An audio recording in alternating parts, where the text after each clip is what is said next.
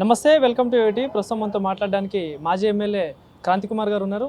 అన్న నమస్తే. సో ఇట్లా చూస్తారు, ఈరోజు బండి సంజయ్ గారు మాట్లాడిన వ్యాఖ్యలు గద్దర్ గారిని ఉద్దేశించుకొని గద్దర్ ఒక నక్సలైట్ సంబంధించిన వ్యక్తి అని చెప్పేసి అంటా ఉన్నారు. ఏం చెప్తారు దీనికి? అసలు గద్దర్ నక్సలైట్లకు సంబంధించిన వ్యక్తి అని బండి ఆడవాడు చెప్పడానికి గద్దర్ అనే చెప్పుకున్నాడు కదా. నేను నక్సలైట్లని గద్దర్ అనే క్లెయిమ్ చేసుకున్నాడు. నేను నక్సలైట్ను, అన్యాయాన్ని ప్రశ్నిస్తా, అన్యాయం మీద తిరగబడతా అని చెప్పి గద్దర్ అనే చెప్పుకున్నాడు. నువ్వు చెప్పేది ఏంది? అంటే పద్మశ్రీ కానీ పద్మభూషణ్ అవార్డుకి అసలు అర్హుడే కాదు గద్దర్ అని చెప్పేసి అంటా ఉన్నారు. ప్రభుత్వం ఎన్ని పేర్లు పంపించినా మాకు నచ్చిన వాళ్ళకి, అంటే ఎవరైతే అర్హులు ఉంటారో వాళ్ళకే ఇస్తామని చెప్పేసి అంటా ఉన్నారు. ఏమంటారు దీనికి? మీరు ఎవరికి ఇచ్చుకుంటారు అనేది అది మీ ఇష్టం.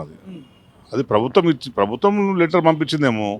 గద్దర్ అంటే మీకు ఇష్టం లేదేమో. మీరు బహుశా నువ్వు హోంశాఖ కనుక నువ్వు తప్పుడు రిపోర్ట్ పంపించుంటావు.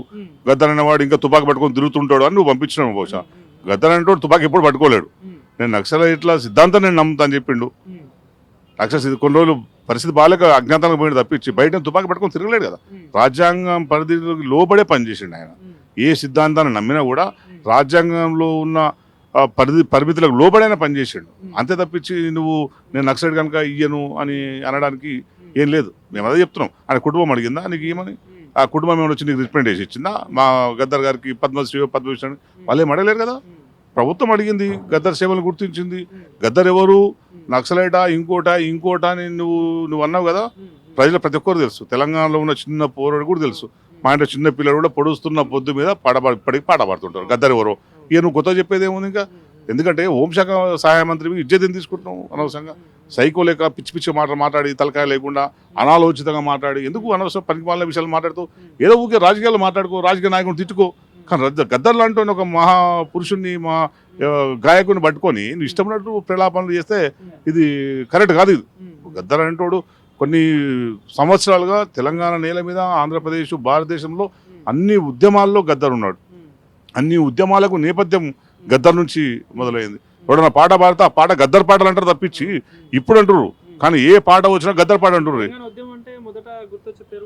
పెద్దగా ఉద్యమం అంటే గుర్తొచ్చే పేరే గద్దరు. నీకు నక్సలైట్ అంటే గుర్తొచ్చే పేరు కూడా గద్దరే. ఇప్పుడు ఇక్కడ మన మావోయిస్ట్ పార్టీ మీటింగ్ పెట్టింది ఇక్కడ.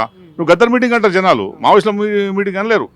గద్దర్ మావోయిస్ట్ పార్టీ చర్చల్లో కూడా ఉన్నారు కదా. ప్రభుత్వ ప్రతినిధిగా పోయిండు చర్చల కోసం. ఆయనే క్లెయిమ్ చేసుకున్న తర్వాత నువ్వు కొత్తగా చెప్పేది ఏముంది? ఆయన ఎన్ఐఏ కేసులు ఉన్నాయి. కేసు పెట్టినందుకు మీరు సిగ్గుపడాలి. అలాంటి ఉద్యమకారుడి మీద ఎన్ఐఏ కేసులు పెట్టి, తప్పుడు కేసులు పెట్టి, ఏదో లెటర్లు దొరికినాయని, ఎవరో డైలరు ఆయన పేరు దొరికిందని చెప్పి ఆయన మీద కేసు పెట్టి ఆయన నానా రకాల చిత్రహింసలు పెట్టింది మీ బీజేపీ ప్రభుత్వం. అందుకు మీరు సిగ్గుపడాలి. తెలంగాణ ఉద్యమంలో క్రియాశీలకంగా పనిచేసిన వ్యక్తిని గౌరవించాల్సింది మీరు. తెలంగాణ వచ్చిన వెంటనే మీరు చేయాల్సిన పని ఏంటంటే ఎన్ఐఏ కేసులు ఏమేమి ఉన్నాయో గద్దరణ మీద అవన్నీ ఎత్తేయాల్సింది. ఎత్తేస్తున్నా మనం ప్రకటన చేస్తే అప్పుడు గద్దరణకి మీ గౌరవం పెరిగేది. అదన్నీ వదిలిపెట్టి ఇప్పుడు గద్దర్ గారు మీద ఆ కేసులు ఉన్నాయి అందుకే ఇయ్యలేకపోతున్నాం వాళ్ళని చంపించడం. కేంద్ర మంత్రి స్థాయిలో ఉన్న బండి సంజయ్ గారు అంటే బీజేపీ కార్యకర్తలు చాలా మంది చావుకు కారణమైన వాళ్ళ మీద పాటలు పాడి కూడా బీజేపీకి ద్రోహిలాగా పనిచేసిన వ్యక్తికి ఎందుకు ఇలా వాడు అని చెప్పేసి అంటే ఒక కేంద్ర మంత్రి స్థాయిలో ఉన్న వ్యక్తి ఇట్లా మాట్లాడని ఇట్లా ఏమంటారు? గద్దరన్నకున్న రాజకీయాలకు బీజేపీని బరాబర్ వ్యతిరేకిస్తాడు. ఒక మతాన్ని ప్రోత్సహిస్తుంది కనుక ఇంకో మతపరమైన వ్యక్తుల మీద దాడులకు ఉసిగొల్పుతున్నారు కనుక ఆ రాజకీయాల మీద గద్దరన్నకు విభేదం ఉంటది, తప్పకుండా ఉంటది. అంత మాత్రాన గద్దరన్న వీళ్ళని శత్రువుగా చూడలేడు కదా. తెలంగాణ ఉద్యమంలో విద్యాసాగర్ గారితో డయాస్ పంచుకున్నారు గద్దరన్న, కిషన్ రెడ్డితో డయాస్ పంచుకున్నాడు, దత్తాత్రేయతో డయాస్ పంచుకున్నారు, ఇంద్రసేన్ రెడ్డి గారితో పంచుకున్నాడు, ఎమ్మెల్సీ మన రామచంద్రరావుతో పంచుకున్నారు, ఎన్వీఎస్ ప్రభాకర్ గారితో పంచుకున్నారు. మరి వీళ్ళందరూ బీజేపీ నాయకులు కదా. ఏమైనా గద్దరన్న వాళ్ళని వచ్చి కొట్టిండా? మీరందరూ పలానోళ్ళు అని చెప్పి ఏమైనా గద్దరన్న దాడి చేసిండా? చేయలే కదా. తన అభిప్రాయాలు తనకున్నా కూడా ఎదుటోళ్ళ అభిప్రాయాన్ని గౌరవించండు. నీకు సోయి ఉంటే ఫస్ట్ దాన్ని కూడా గౌరవించు. గద్దరన్నకు ఉండే అభిప్రాయాలు, గద్దరన్నకు ఉండే రాజకీయం గద్దరన్నకు ఉండొచ్చు. కానీ నువ్వు నీ అభిప్రాయాన్ని గౌరవించినప్పుడు నువ్వు కూడా దాన్ని గౌరవించు. మీ ప్రధానమంత్రి లెటర్ రాసి చూడండి. ఇది ప్రధానమంత్రి గద్దరన్న చనిపోయిన తర్వాత గద్దరన్న భార్య విమలకకు లెటర్ రాసిండు. గద్దరన్న చేసిన పోరాటాన్ని, నేపథ్యాన్ని, నీ పాట ప్రజల గొంతుకైంది, పేద ప్రజల గొంతుకైంది, జానపద రూపంలో ప్రజలను చైతన్యవంతం చేసే గొంతు గద్దర్ గారిది. ఆయన లేని లోటు ఈ దేశానికి చాలా నష్టం అని చెప్పి మీ మోడీ గారు లెటర్ పంపించారు. మరి నీకేం నొప్పిందంట? నీకు ఇప్పుడు గద్దరన్న గుర్తొచ్చిందా? అంటే మీ మోడీ గారేమో ఇట్లా మాట్లాడతారు, నువ్వే ఇట్లా మాట్లాడతావు. అదే చెప్తున్నా. ఇట్లాంటి పరిస్థితుల్లో ఒక ప్రశాంత వాతావరణాన్ని చెడగొట్టడానికి ఇట్లాంటి విధవలు మొదలైంది తెలంగాణలో. ఫస్ట్ ఇట్లాంటి వాళ్ళు చర్యలు తీసుకోవాలి. ఇప్పుడు మోదీ స్టేట్మెంట్ కరెక్టా, బండి సంజయ్ గారి స్టేట్మెంట్ కరెక్టా? సో ఈ నెల 31న కూడా గద్దర్ గారి జయంతి కూడా చేయబోతున్నారు, ప్రభుత్వ సహకారంతో కూడా పెద్ద ఎత్తున చేయబోతున్నారు. సో ఇట్లాంటి టైంలో కూడా ఇట్లాంటి వ్యాఖ్యలు మాట్లాడే వెనకాల ఏముండొచ్చు అనుకుంటున్నారు? అది బండి సంజయ్ అంటేనే నాకు తెలిసి అయితే తిక్క వేళ మాట్లాడుతుంటాడు. నువ్వు ఏ సబ్జెక్ట్ ఇచ్చినా మాట్లాడతాడు ఆయన. ఆయనకి ఎవడిస్తాడో స్క్రిప్ట్ ఏమిదో తెలియదు.